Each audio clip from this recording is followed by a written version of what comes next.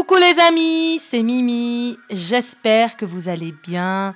Aujourd'hui, j'ai envie de vous préparer de délicieuses brioches marocaines qu'on appelle aussi les krachel.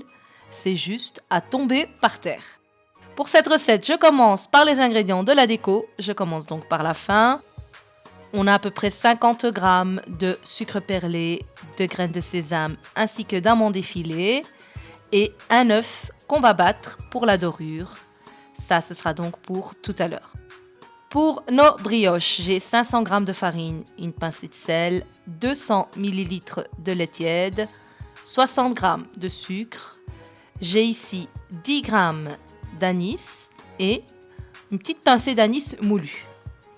On a 50 g de graines de sésame. Miam miam.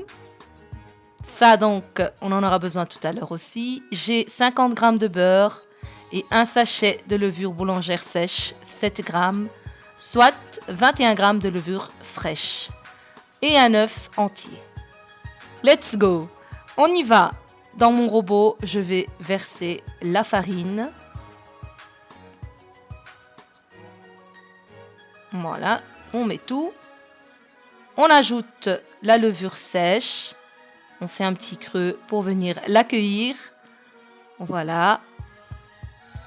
On va mélanger donc le sucre pour activer la levure. On va donc procéder à un levain. Et je verse par-dessus juste encore le lait.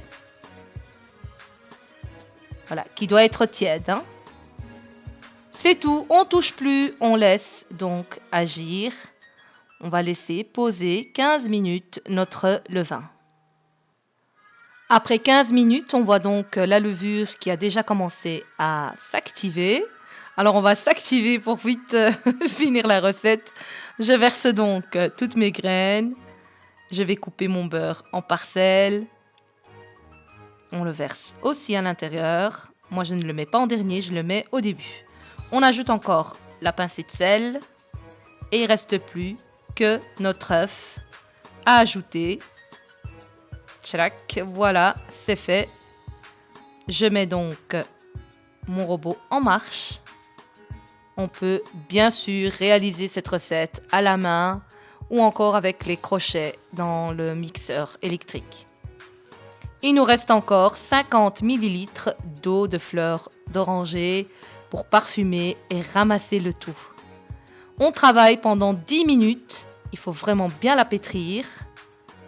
Voilà, on obtient une belle pâte collante. C'est top. Donc ici, j'ai juste un petit peu soulevé ma pâte pour fariner donc la cuve et la remettre dedans pour la laisser donc lever. On peut bien sûr changer de cuve, mettre dans une bassine, on fait comme on veut.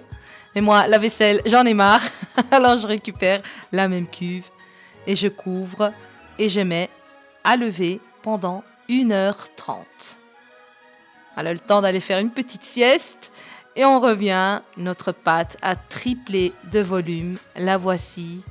Elle est splendide. Waouh. Ça sent super bon. Je dépose ma pâte sur un plan de travail fariné. Je viens juste la façonner en boudin comme une baguette. Et moi ici, je vais donc peser mes pâtes pour essayer d'avoir des brioches qui ont toutes la même taille. Et je vais leur donner un poids de 80 g. Voilà, comme ça, 80 g. On la façonne. Donc on va faire des mini boules. Voilà, juste comme ça, aussi simple que ça.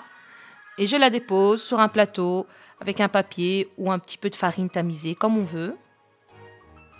Une fois que j'ai fait donc toutes mes boules, je viens couvrir à nouveau d'un linge propre. Et on va laisser à nouveau pousser une deuxième fois, cette fois-ci 30 minutes. Après 30 minutes, on récupère nos belles boules, nos belles brioches. J'ai approché en même temps donc les décorations, donc les graines de sésame, les amandes effilées et le sucre perlé. Et on voit bien que nos brioches sont toutes légères quand on les porte, c'est qu'elles ont vraiment bien levé. Ici, on va donc dorer à l'œuf, au pinceau. Donc j'ai ici obtenu 3, 6, 9, 10, 11. Si je compte bien, il y en a 11. 3, 6, 9, 10, 11. Oui, j'ai 11 brioches et je viens donc les décorer.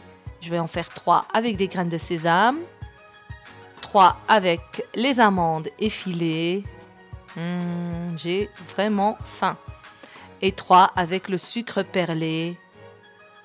Petit clin d'œil à nos amis les Belges. Donc à moi-même aussi. Le sucre perlé, typique belge. Et je rajoute encore une avec des amandes, qui est quand même mon petit péché mignon. Voilà, nos brioches sont prêtes à être enfournées dans un four chaud à 180 degrés pendant 20 à 25 minutes. Voilà, après 25 minutes pour ma part, donc moi j'ai mis chaleur tournante. Voici nos brioches, elles sont juste belles, dorées à point. Elles sont magnifiques. Voilà. Regardez ce moelleux. Oh là là, quel résultat. On a un superbe résultat de la mie. Regardez-moi comment elle est super bien alvéolée. Elle est super légère. Voilà. De quoi nous emporter. Trop trop bon. Je vous montre ici juste comment moi je la déguste. Alors moi je craque avec la ricotta et un filet de miel. Voilà. Et encore un petit verre de thé à la menthe. Quoi demander de mieux? Voilà les amis, notre recette est terminée. Bon appétit Mimi.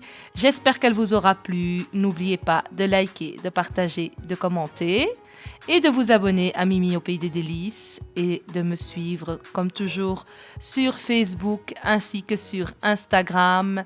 Merci à tous et à toutes. Merci pour vos super commentaires qui me font chaud au cœur. Et je vous dis à très bientôt pour une nouvelle recette. Ciao ciao!